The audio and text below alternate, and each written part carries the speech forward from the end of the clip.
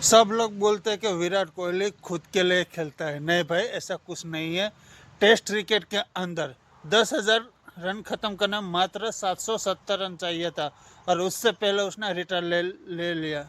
Retirement इसलिए लिया कि उसके टेस्ट मैच में उसका परफॉर्मेंस अच्छी तरह से नहीं हो रहा था, और देश के लिए उसकी तरफ से पूरा जोर नहीं लगाया जा रहा था। उसकी वजह से उसने संन्यास लिया। 10,000 रन माइलस्टोन इतना बड़ा है कि 200 साल के इतिहास में ऐसा 15 ही खिलाड़ी है कि जिसने 10,000 टेस्ट मैच के अंदर रन बनाए हैं, और इंडिया में से 3 ही हैं, राहुल द्रविड़, सचिन तेंदुलकर और सुनील गावस्कर। यह 3 ही खिलाड़ी ने 10,000 से ज़्यादा रन बनाए हैं टेस्ट मैच के अंदर। तो चौथा नाम विराट कोहली का आ सकता था। शायद वो 1 साल भी खेलता तो उस लिस्ट में उसका नाम आ जाता था, पर उसने मना कर दिया कि मेरे तरफ से पूरा एफर्ट नहीं लग रहा है टेस्ट मैच के अंदर, इसलिए उसने रिटायरमेंट ले लिया। विराट कोहली के लिए एक लाइन तो बनता